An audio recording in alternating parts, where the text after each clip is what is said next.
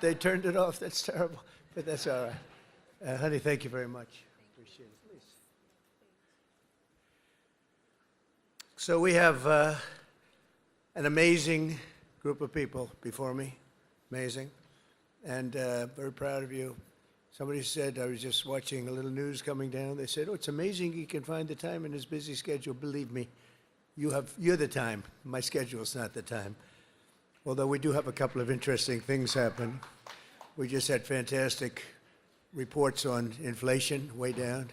Costs of products, way down. We inherited a mess, total mess, and now it's really coming along. We have the greatest numbers that we've ever had. We're hitting all-time high stock numbers.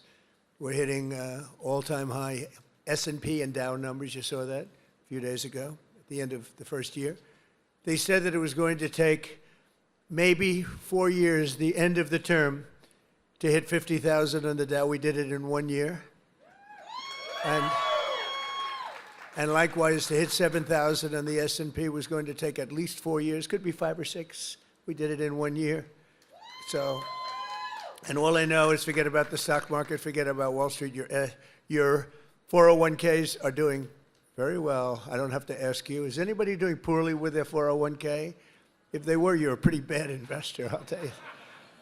But I want to thank Melania. Our country is truly blessed to have such a phenomenal First Lady. And now she's a movie star on top. Can you believe? She did a movie. It's the hottest thing you've ever. It's crazy. Congratulations, by the way. Very good. You know who loves that movie? The ladies. They go see it 3, 4 times. That's what I heard. They go see it with the husband. Husband really likes it a lot, but the women go back and see it. But she's a great First Lady. And I'm thrilled to be back at one of the greatest and most celebrated military bases in the history of the world, Fort Bragg. We have your name back. We got your name back from the radical left. The radical left is not happy about it. It's another reason you have to vote for us, because they'll change it back to whatever it might be. This is the home of the legendary Green Berets, the home of the Sky Dragons, and the all-American 82nd Airborne. And in particular, I hear that we are joined by many exceptional soldiers from the 1st Brigade Combat Team, also known as the Devils in Baggy Pants. What's that all about? The Devils, they are devils. And you are devils, I will say. And I have no higher honor in life than to be your commander-in-chief. I'm so proud of you all. And so let me begin by saying a very, very big thank you to our great warriors and the men and women of the United States Army. Unbelievable. Very special thanks also to all of the incredible military families who are here today. You know, without that family, our soldiers would not be the same. It's a whole big deal. I don't think they get enough credit, but they do get credit with me. That's why I sent you 1776 a couple of weeks ago, a little while ago.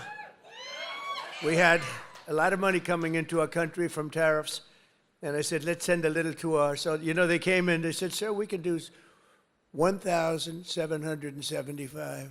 I said, oh, that's good. They put the number. I said, you know, if we add $1 more, it's 1776. I said, add $1.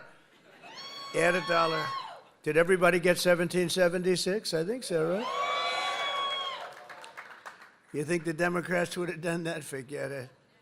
But it's really because of your incredible sacrifices to keep America safe and free. There's nobody more respected than the people in this room. We're also joined by General Gregory Anderson, General Brandon Tagmeyer, Secretary Howard Lutnick, Senator Ted Budd. He's doing a fantastic job, too. Members of Congress, Mark Harris, Pat Harrigan, Brad Knott, David Rouser, Addison McDowell, and your own congressman from right here in the district, a really great guy. He's a real leader, too. Richard Hudson, where are they? Where are they all? Look at them. They're all dressed up. They have to be nice to you, because without your vote, forget it. They're out of commission, right, fellas? But what a good job. And Richard, this is your area. Congratulations. He's always bugging me for more money for Fort Bragg. I said, Richard, get off my back. And we're going to do that. You know, they're talking about a big compound, right? And we're going to get that done. We're going to get it done for you. Now, if the Democrats get in, it's not going to happen. I guarantee you that. but we're going to get that done. That's your number one priority, I think. Richard Hudson. So you have another man who is running for the Senate, who is phenomenal. The only thing is he's not as well known. He was behind the scenes. He was the head of my 3 campaigns. I won all 3 times here by a lot. It wasn't even close. And he was responsible, along with Laura Trump. Laura is fantastic, born here and loves the area, but they work together. But Michael Whatley, if he's here, I don't know. Michael, will you come here for a second, please? He's running for the Senate, and if he gets in, you're going to be taken care of. If he doesn't get in, we're going to be stripping the military like they always do, the Democrats. This is a man who was the head of North Carolina. So he did so well that I said, who is that guy that did so well? Because when it came time to picking the head of the Republican Party, I picked him. And you saw what happened in the last election. We won in a landslide. We won every swing state, all 7 swing states. We won by millions of votes, the popular vote. You know, the first time I won, but they say I didn't win the popular vote. You know I did. I won it by a lot, but they said. And so every time they'd introduce Donald Trump, who didn't win the popular vote, but he, you know, whatever. I said, I don't ever want that to happen again. But we did. We won everything. And this is a man that was in charge of this state. He did so well here. There was nobody else that I even considered to run the RNC. That's the whole country. And we had a big, big victory just recently that you know very well, a victory like they've never seen. So I'd just like you to say a couple of words, Michael. Congratulations. Thank you. Good to see you. In 2015, Donald Trump came down an escalator and said that he was going to make America great, that he was going to protect our country, that he was going to make sure that our men and women in uniform had what they needed to protect our interests and our allies around the world. And North Carolina stood up and said, that's our guy.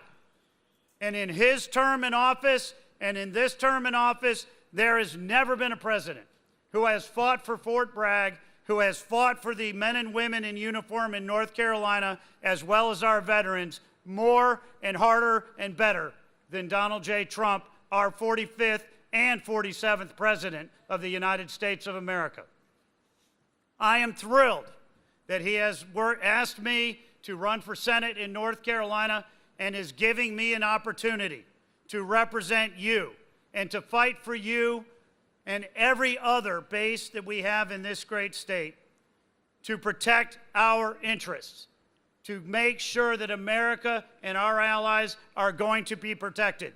Because the highest, most important function for any government is to keep its communities and its citizens safe, and we have the best president right now to do that, and I am honored to be with him today. Thank you. Thank you, Michael. Thank you. And the word is he's doing really well. But when I heard they were taking the name Fort Bragg off, I said, no, they're kidding. That's not gonna do. They did. They took the name off. We got it back very quickly, but they took it off. And if we don't win the midterms, they'll take it off again. They'll take it off again. You can't let that happen. And this man is exceptional, I'll tell you right now. So with the help of everyone in this room, America is the strongest military on the face of the earth. We rebuilt it. We really did. We rebuilt it in my first term. We had a great first term. We had the best economy in history, but this is blowing it away. But we had a great economy in the first term. We did everything, but we really created a tremendous military. Now, some of it was given away, actually a lot, but small compared to what we did to Afghanistan. You remember that, where they left all the military equipment behind? We wouldn't have left anything. We would get out with dignity and strength, respect. We looked like we were running. We don't run from anybody. That was a Biden embarrassment. What a terrible president. But we came back and we already have rebuilt our military to stronger than it was even then. And we don't leave equipment behind. We don't leave jets behind. I said, why do you leave those jets behind? Sir, I thought it was cheaper to leave it behind. You know, $150 million plane. All they had to do was put a little jet fuel in there and fly it to wherever they want to fly it. These people were the worst. We can't let it happen again. Our military, if the Democrats get in, will be severely misserved.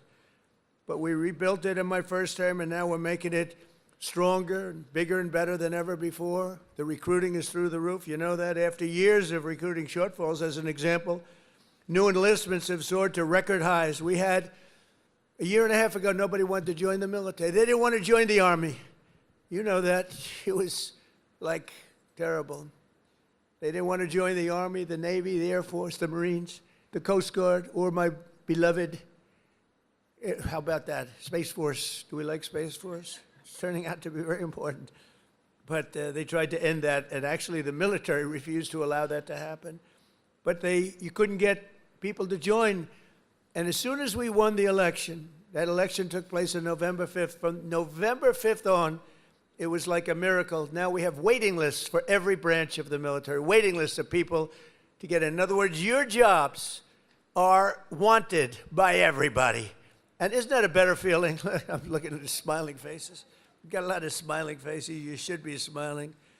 Last year, the Navy and Air Force and Space Force all surpassed their recruiting goals by 5 months early, and the numbers are through the roof. In fact, it'd be a very good time to expand. You know, it's a good time to expand. But the Army did even better than the others, and you shattered your annual recruitment by almost 5 months and lots of days. But more importantly, the number and the quality of recruit has never been higher. This year, the Army is beating its recruitment goal by 116%. And I'm very proud of that. I was very embarrassed for a period of years as I watched how badly this country was run, standing outside and hearing constantly that we couldn't get people to join our great forces. We ended the scourge of political correctness in our military.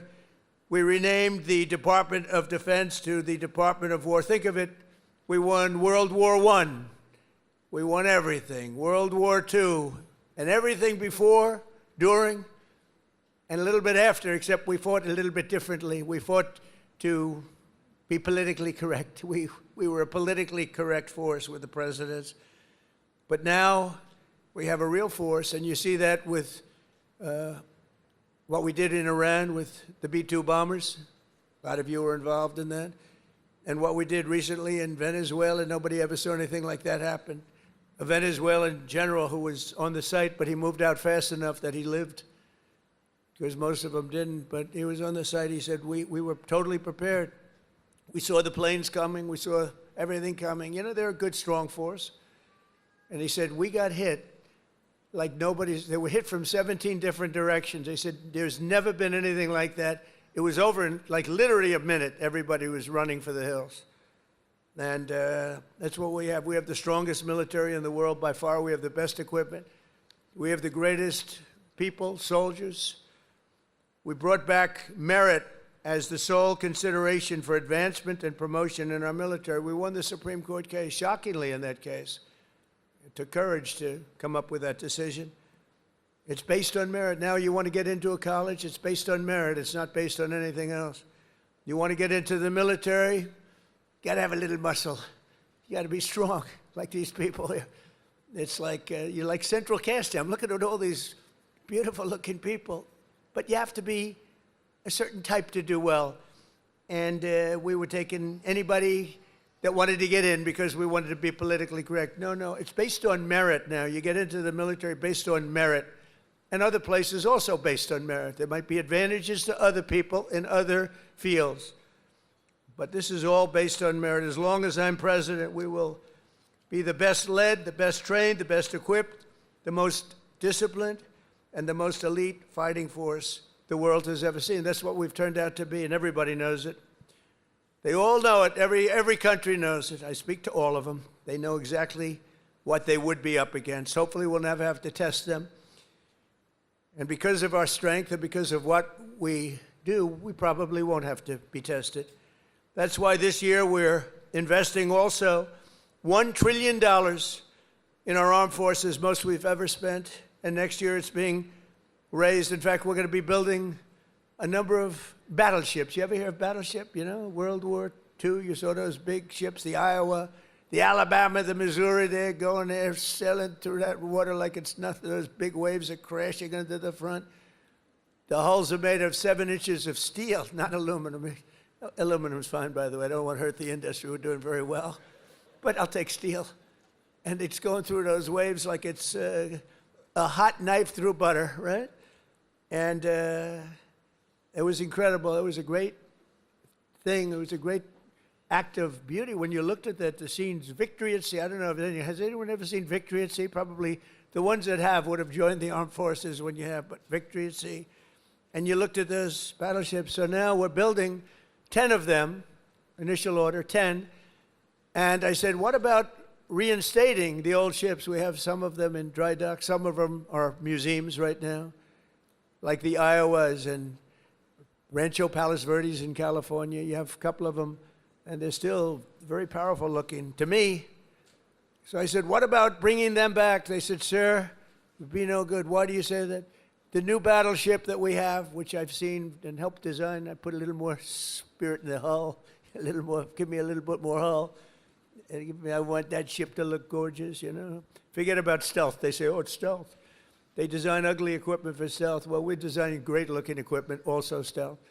But I said, well, what about bringing them back? Sir, the new ships, the new battleships that we have almost very soon under construction will be, listen to this, 100 times more powerful than the ships that we got to see in the 1940s. Think of that, 100 times more powerful. We need that. This way nobody messes with us, right? We need it. For every service member in our military, this historic investment also includes a well-deserved, across-the-board pay raise, not including 1776. And at my request just before Christmas, we did the, and really in honor of the 250th anniversary, we did that little special payment, which everybody appreciated, and it was an honor for me to do it. As part of the one big beautiful bill that we got approved, which was amazing because it really encompasses all 4 years of the term. We'll also be investing over $1 billion to improve on-base housing, and a lot more than that at Fort Bragg. We're going to be doing, if we get the congressman's wish, we're going to be doing a lot more than that. We're also going to spend billions of dollars on improving here and around the area. We're going to make it great because the people in this area have been so incredible. The spirit they had.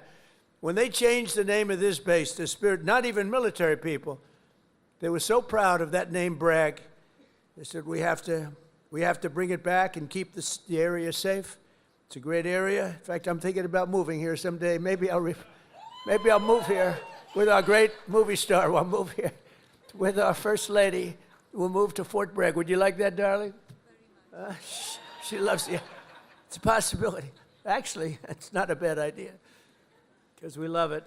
But we want to keep this area safe, and we can't do that without the leaders, and your ex-governor is not one of them. It would be a disaster if he got in. And one of the things that I just mentioned and saw, you saw the monster that killed an innocent young Ukrainian girl a couple of months ago, slitting her throat from behind. And this was the man, the governor, that allowed this man to get out and to do that. We don't do that. We don't do that. Everybody knew he was trouble. Many, many crimes. One of the worst pasts I've ever seen. And she sat down. She had her throat slit. And that's not going to happen with Michael Watley, that I can tell you. So I just want to tell you it's very important because our military has to be protected. Our people have to be protected. And they will decimate our military. Every time you come in as a Republican, and a lot of Republicans, they come in, they don't do anything about it. I do beyond what anyone's ever done, not even close. To give you all of the equipment you need, we're also purchasing 30 new and modified Abrams tanks. Still the best tank, right? Still? It was named in honor of Stacey Abrams. Only a few very political people would understand that. Congratulations. Thank you very much for a great name, Stacey.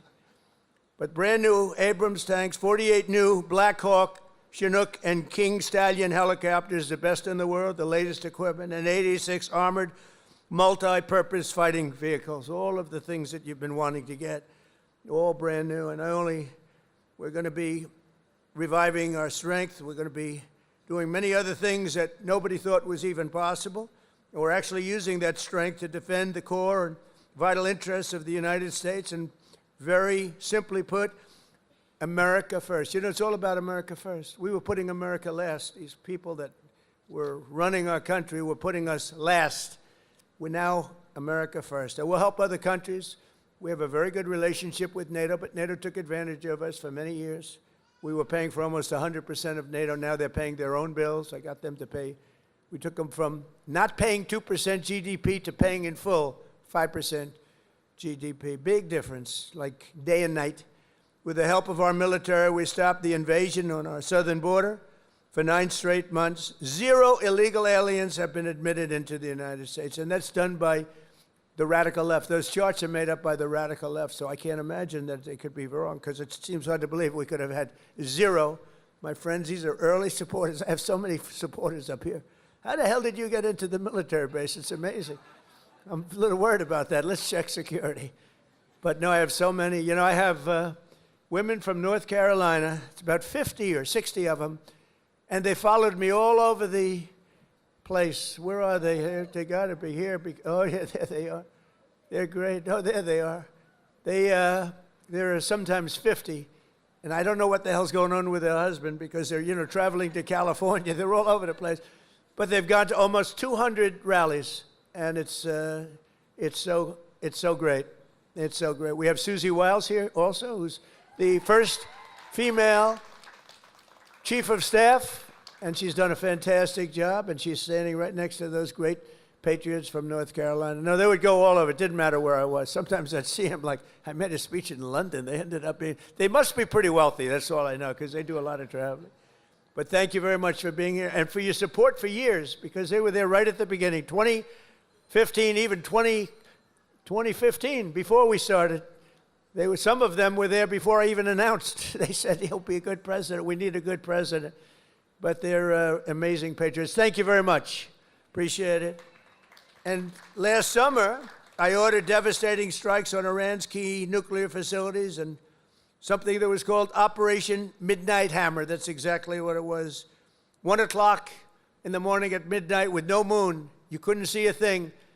And I got the message, sir, they have entered Iranian airspace. And I got to see it all take place. It was amazing. The B-2s, the flying wing. And I didn't understand the B-2s until then, but now I understand them very well. So does he. We just ordered a lot more. The super-duper new model, right?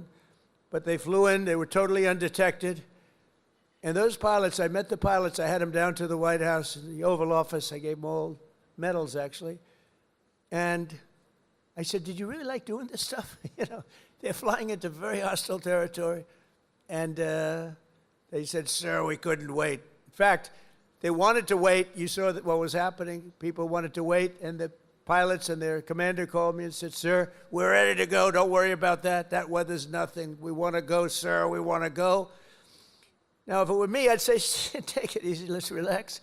But, you know, you people have a lot of courage. Amazing, amazing. So we gave them medals.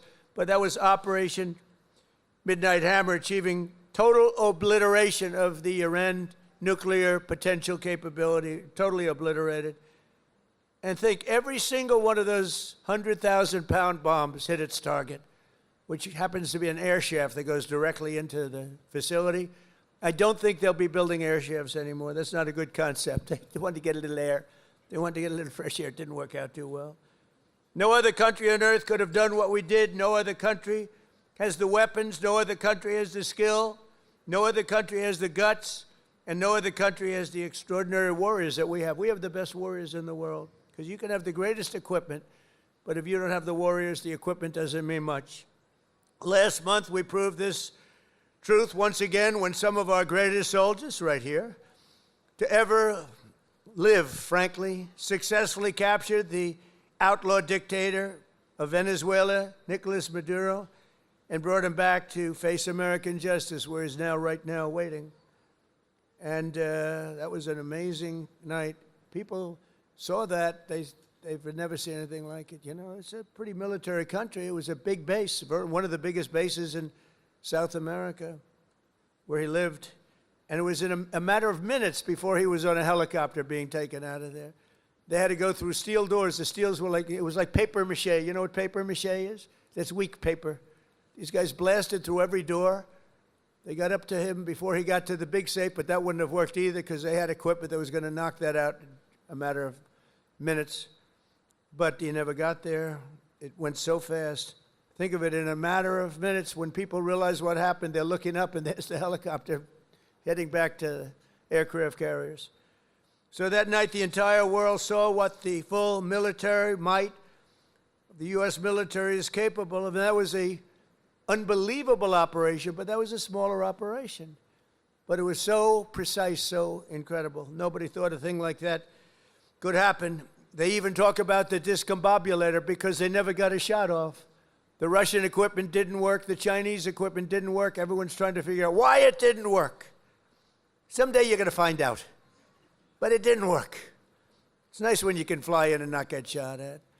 Although we did have 3 helicopter pilots who were wounded pretty badly in the legs, landing, and a couple of machine gunners seemed to have made it through a thicket of bombs, but they were taken out rapidly by our snipers who were stationed on platforms, actually unbelievable helicopter platforms all the way the line, and they were taken out immediately. And those pilots were incredible and really brave. I may see some of them very shortly. They were hit pretty bad in the legs. You know, they're landing a big chopper, and they're being shot at from close range by a machine gun, so that's not a comfortable feeling. They landed it perfectly, and they got out of there perfectly, and they're just brave guys and very talented, skilled people. With your help, America is winning again. America is respected again.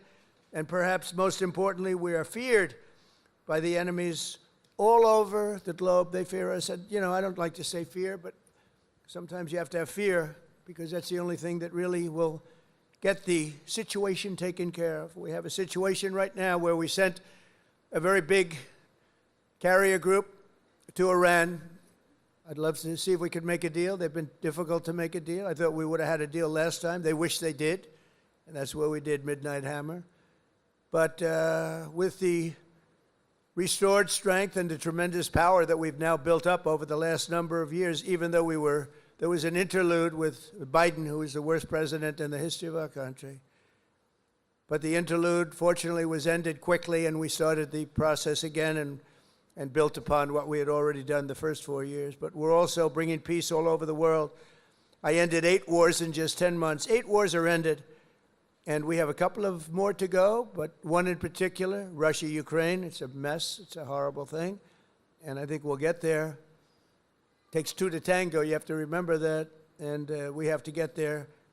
Tremendous casualties, number of casualties. There's a war that if we were involved in that war, it would have been over very quickly and effectively, but we're not, fortunately. In fact, we're not spending any money. We are spending and sending weapons to NATO, and because of the increase from 2% to 5% of GDP that the NATO countries are paying, they pay us full for the weapons, and then they distribute the weapons to mostly, I guess, Ukraine, but that's up to them. They buy them, and we do make the greatest weapons of any country in the world by far, most effective weapons.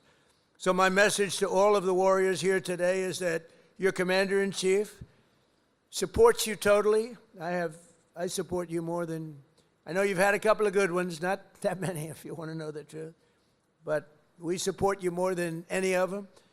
And you're going to get out, and when needed, you're going to fight, fight, fight. You're going to win, win, win. And we're going to continue to make our country bigger and better and stronger than ever before. And that's exactly where we are right now. We are the most respected country anywhere in the world. And I say it, the King of Saudi Arabia told me when I was there, he spent $2 trillion. We have $18 trillion being invested right now in our country from other companies and countries all over the world. The most any country's ever had is $3 trillion. That was a long time ago, and it didn't happen to be us. It was another country. It starts with a C. Can you imagine what I'm talking about? China. But we have $18 trillion being invested. As an example, in the Biden 4 years, they had less than $1 trillion. Think of this, less than $1 trillion over 4 years. We have $18 trillion in 11 months because we haven't gotten the final numbers on the 12th month, so that's only going to go up. There's never been anything like it. But the King of Saudi Arabia looked at me and says, you know, a year and a half ago, I thought the United States of America was finished. I thought it was dead. And now you have the hottest country anywhere in the world. We have the hottest country anywhere in the world, and you're a very, very big part of it. Thank you to the Army. Thank you to everybody here. Thank you also to our great politicians. They're great leaders, and they love you as much as I do. Thank you very much, everybody. Thank you.